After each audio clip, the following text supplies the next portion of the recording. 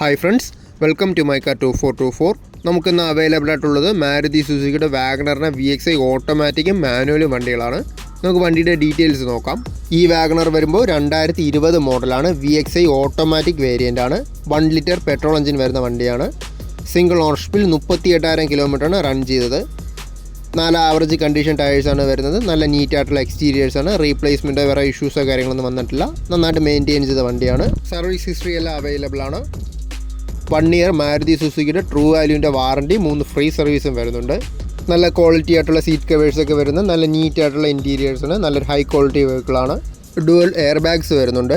AC, power steering, 4 door power windows, stereo, remote centre lock, reverse parking sensors, ഇതെല്ലാമാണ് മെയിനായിട്ട് ഫീച്ചേഴ്സായിട്ട് വരുന്നത്.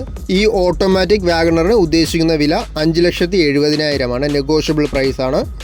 Next model വരുമ്പോൾ വാഗണറിൻ്റെ manual transmission വണ്ടിയാണ്. 1 litre petrol engine വരുന്ന മോഡലാണ്. VXi ആണ് വേരിയൻറ്റ്. KL25 പുനലൂർ രജിസ്ട്രേഷനാണ്. വണ്ടിയുടെ എക്സ്റ്റീരിയേഴ്സ് നോക്കുകയാണെങ്കിൽ നല്ല ക്വാളിറ്റി ആയിട്ടുള്ള എക്സ്റ്റീരിയേഴ്സാണ്. 4 ആവറേജ് കണ്ടീഷൻ ടയേഴ്സൊക്കെയാണ് വരുന്നത്. 2022 വരുന്ന മോഡലാണ്. സെക്കൻഡ് ഓണർഷിപ്പിൽ 15,000 കിലോമീറ്ററാണ് വണ്ടി ഓടിയത്.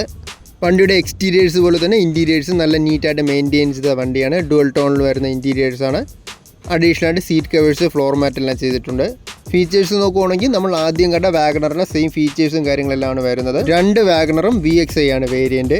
ഈ വാഗണറിന് വരുമ്പോൾ 2027 വരെ എക്സ്റ്റെൻഡഡ് വാറണ്ടി വരുന്നുണ്ട്. അതുകൂടാതെ 3 ഫ്രീ സർവീസും വരുന്നുണ്ട്. ഈ വണ്ടിക്ക് ആസ്ക് ചെയ്യുന്ന പ്രൈസ് 5,50,000 2 വാഗണറിനും എക്സ്ചേഞ്ച് സൗകര്യം, ഫൈനാൻസ് അവൈലബിൾ ആണ്. ലൊക്കേഷൻ വരുമ്പോൾ ട്രിവാൻഡ്രം ഈഞ്ചക്കിൽ വരുന്ന സാരഥിയുടെ ട്രൂ വാല്യൂവിലാണ് വണ്ടി ഉള്ളത്. വീഡിയോയിൽ കാണുന്ന നമ്പറിൽ കോൺടാക്ട് ചെയ്താൽ മതി.